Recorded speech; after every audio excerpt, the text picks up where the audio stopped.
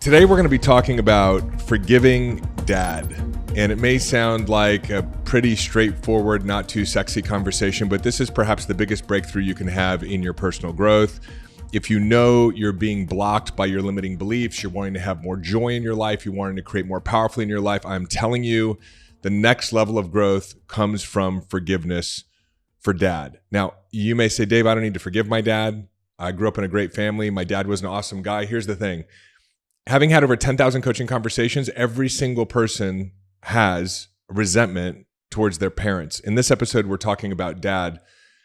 And you don't need to have 10,000 coaching conversations to know that every human being has resentment towards their father. You just have to understand how a human being functions, which is as children and we come into the world, we expect an unconditional love from our parents.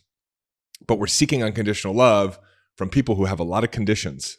So whether it's their job, whether it's the relationship that they have with mom, whether it's the fact that they're co-parenting and they're a single parent, health challenges that they're having, their own unprocessed trauma, we're born to conditional beings. And so in those conditions, we perceive neglect and we give meaning to that neglect or those gaps where we're not getting what it is that we want. And so that over time forms into a resentment. And I'm seeing more and more and more that forgiving your parents is absolutely essential to personal growth.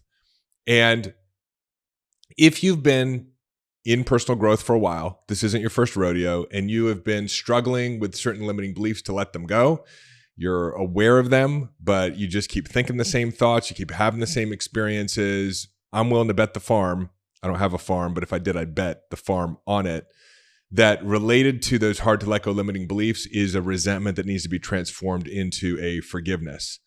And resentment is not just, a concept. What I'm going to be sharing with you in terms of how your limiting beliefs get attached and corded to resentments is backed by psychology, it's backed by neuroscience.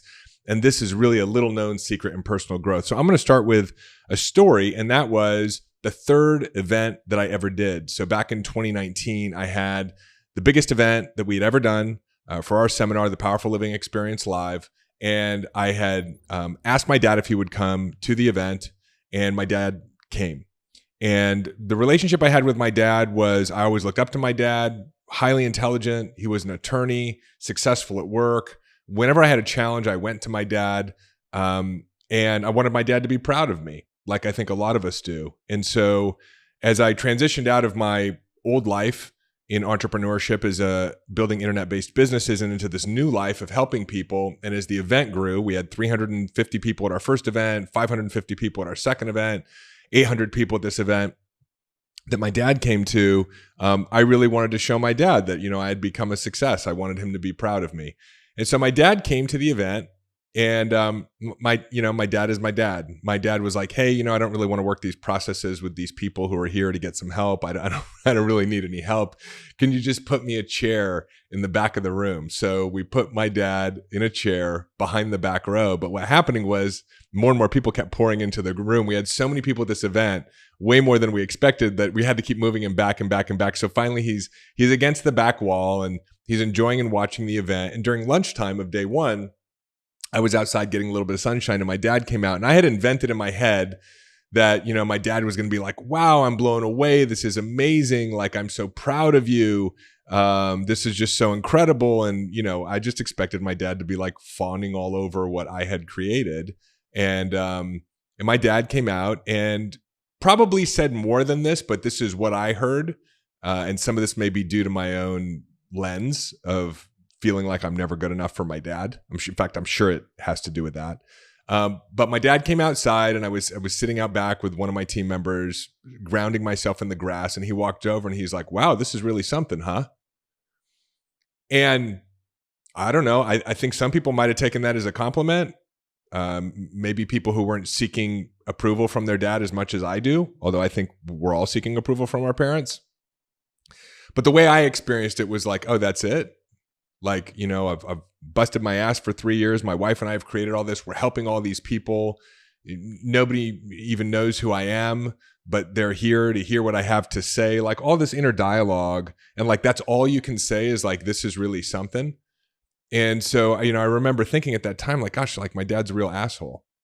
And once I got through the event and I had time to process it, I realized, oh, I'm the asshole. Like, my dad came all the way from Las Vegas to Orlando, Florida. It's not something he would ordinarily do. Maybe other dads would, but kind of getting my dad to get up and move and come see me required a conversation.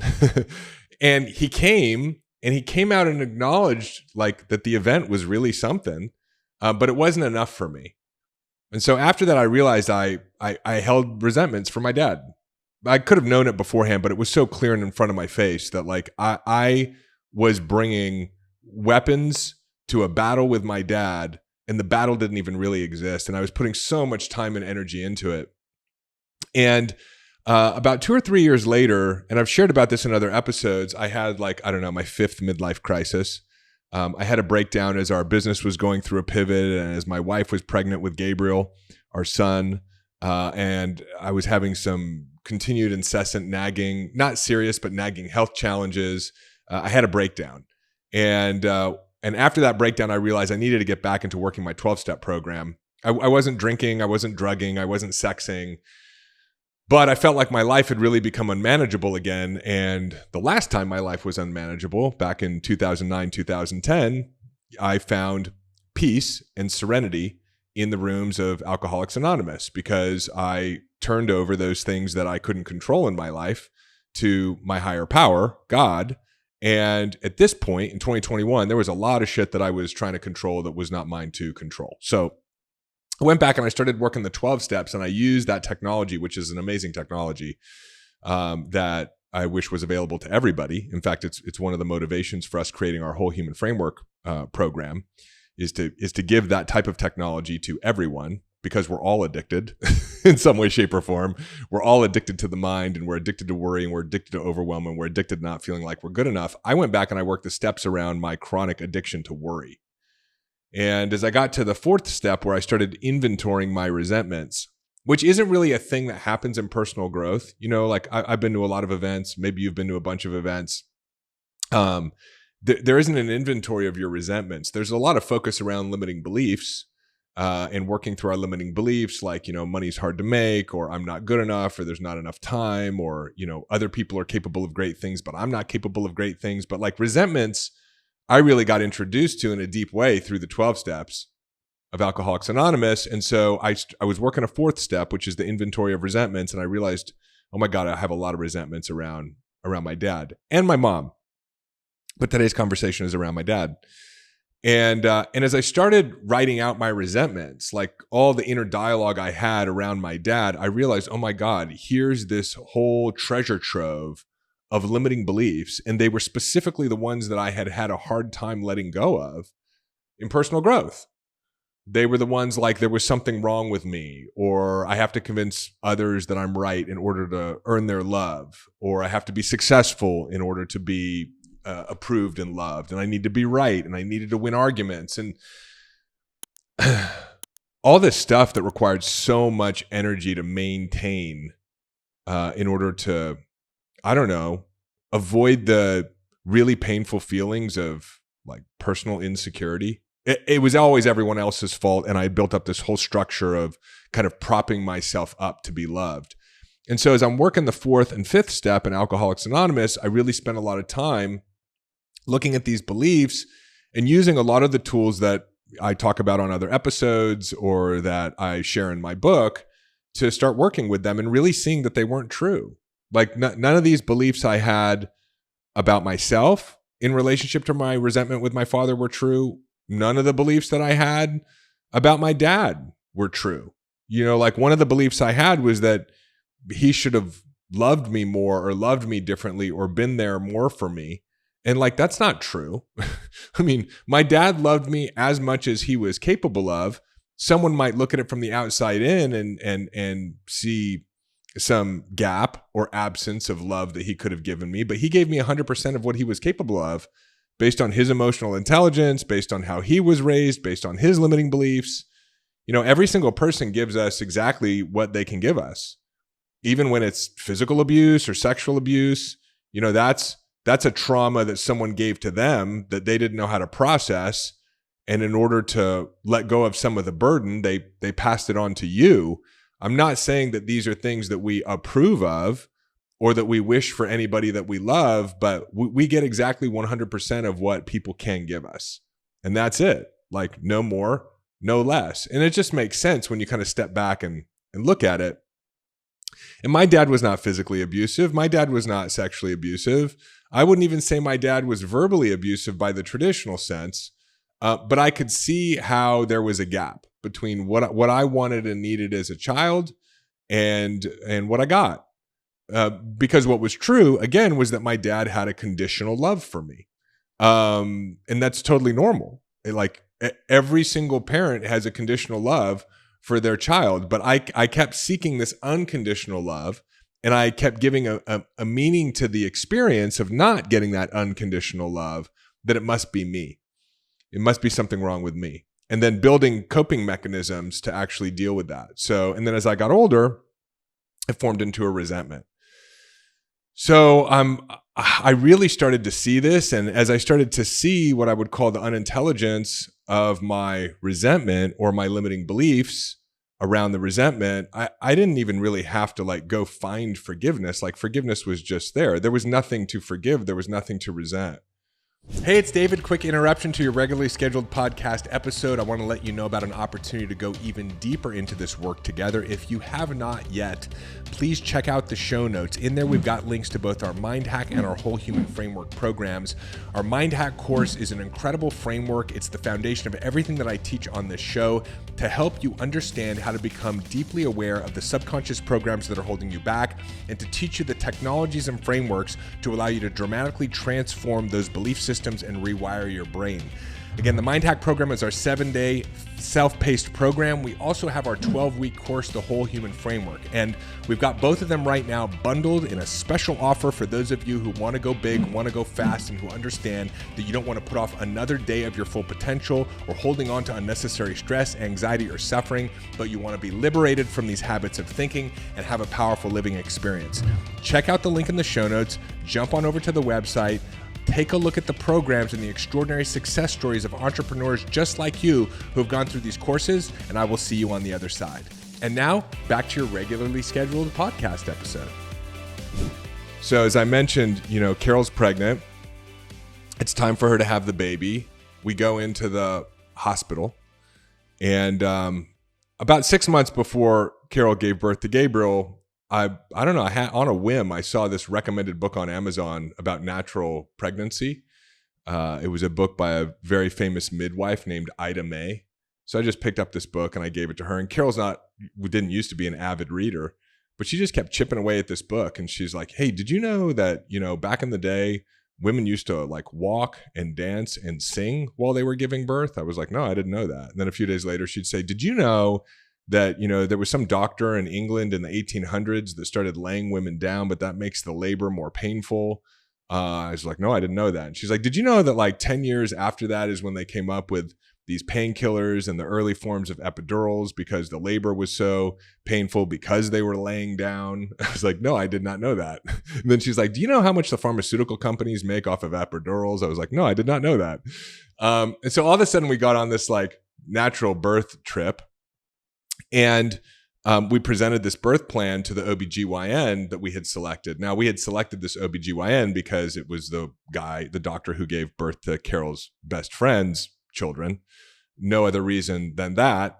And he seemed like a nice guy. But as soon as we presented this birth plan, his whole attitude changed. And so Carol's water breaks and we have to go into the hospital, and it's a Wednesday, and he says, well, we need to induce labor. And Carol and I had decided that wasn't part of the birth plan. And we said, well, why do we have to induce labor? He said, well, because I'm going on vacation Friday. And we're like, well, the baby's kind of coming on its own schedule, not because you have a trip to Miami. And so this is where the friction started with the doctor. And the friction continued, even though the doctor wasn't there this weekend, with most of the staff at the hospital. What we didn't realize at that time was the hospital had their birth plan and we had our birth plan, and those were two very different things. And so, over the course of the weekend, I'm doing all this research on Google because, they're wanting to start using medication to induce Carol. And I read that, they can actually do some other things to induce labor that are more natural. And so we suggest that to them. And they said, yes, well, we can do that. And so one of them was manually catalyzing Carol's water to break because it hadn't fully broken when we went into the hospital. It was actually just a drop in her amniotic fluid. And then they said, well, listen, but in 24 hours, we have to induce Carol because she could get an infection as a result of us manually breaking her water. So like I'm getting on Google, I'm like, well, that's the old data from 1978 and the European studies are much different. They said we can wait up to 4 or 5 days. Like I'm a royal pain in the butt for this birth machine that is trying to take place at the hospital. But I'm taking responsibility for the experience that my wife is having and the experience that my unborn child is having. And so long story short, she's in pre-labor through the weekend and the doctor comes in after his weekend in Miami and he looks at Carol and he literally says, why is there still a baby in there? And I was like, well, because the baby has decided not to come yet and Carol's body has decided not to give birth to the baby yet. And so he starts getting very dramatic and very alarmist, but we broke her water like 36 hours ago. And I'm like, yes, but the European data. And then this is happening in front of Carol while she's starting to have more and more contractions. So I'm like, hey, doc, can we step outside? So we step outside in the hallway and he's so frustrated and angry and actually considering everything that's going on, like I'm pretty calm. And he's presenting an argument for like why we need to accelerate this process. And I'm like presenting a counterpoint of how like that's not true based on the best data. And so he's getting even more heated and intense. I'm sort of maintaining my calm. He gets to a point where he says to me, literally yells at me in the hallway, why are you getting in the way of this birth process? So I sit there for a second and I'm like, oh, and I share with him what occurs for me, which maybe was not the best idea, but I was like, oh, you think I'm getting in the way of a birth process and I think I'm facilitating one. And I literally watched as he had a meltdown in front of me. Like you could see it in his face. He didn't know what to say. There were all kinds of emotions. He didn't know how to deal with it. And he clenched his fist and he turned around and he said, I have to get out of here. I was like, what do you mean you have to get out of here? Like we're having a baby. And he's like, I can't take this. I'm leaving. And so he leaves. He literally leaves our room, and for all I know, the hospital. Hopefully he went out in the car and had a good cry because there was something coming up for him that was very different than what was actually happening related to this birth process. Unfortunately, that morning, there was an emergency room nurse who was transitioned into our room as our primary nurse. And I came back in and she's like, look, everything's going to be fine. She's like, your plan is a good plan. They don't like your plan. Stick with it. We'll get through this. And we did. And we had a beautiful baby boy. After Gabriel was born, I walked outside. First of all, the doula who we had in the room came running up to me. She's like, I've never seen anything like that. Like the way that you took such a calm stand in the face of that aggression from the doctor.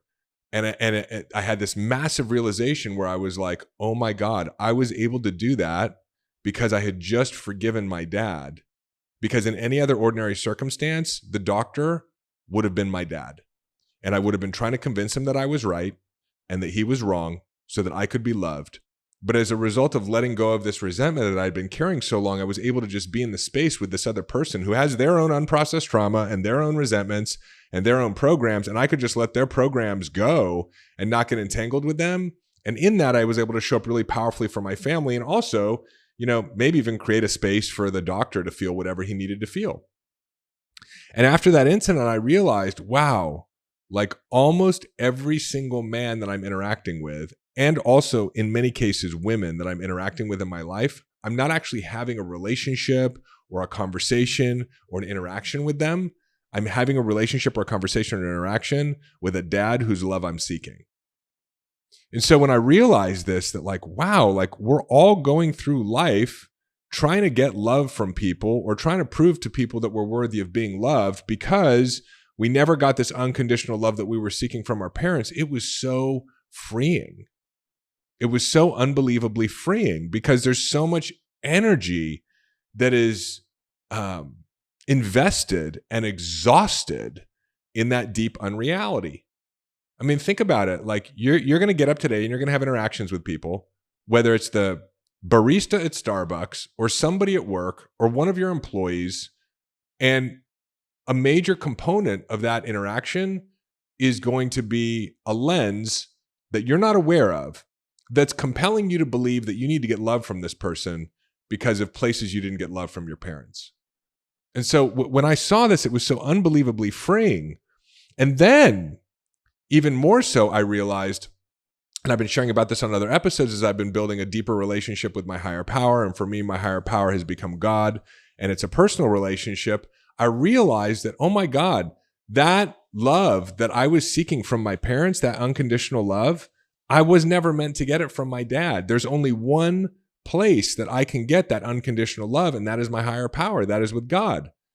Because God is the only power that is. So God doesn't have to choose between, the time he spends with his children and going to work.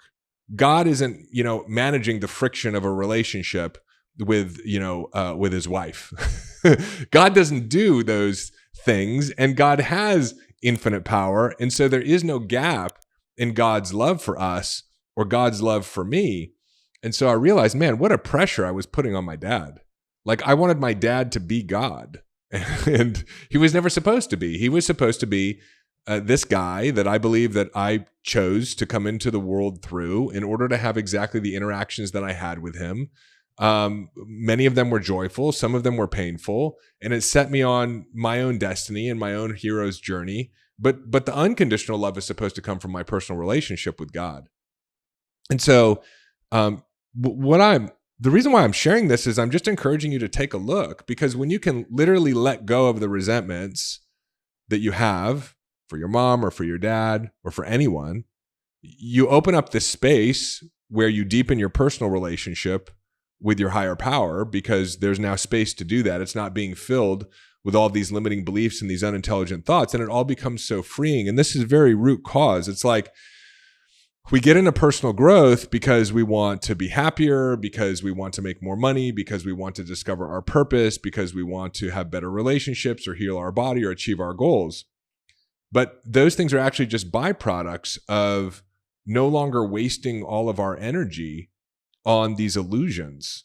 And the biggest illusion that there is that our parents were supposed to be something for us that they weren't, and then holding on to that illusion through this bound energy of resentment.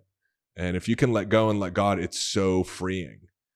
And practically what you can do if you're picking up what I'm laying down here, and if you are, let me know in the comments, because I'm just saying this is my experience. This is what I've found. And now, I have such an incredible laboratory of human beings with all the coaching conversations and the events and the seminars that we get to do. And I get to see the breakthroughs for people. And one of the biggest levers right now that I'm seeing is trading in resentment for forgiveness as it relates to our parents.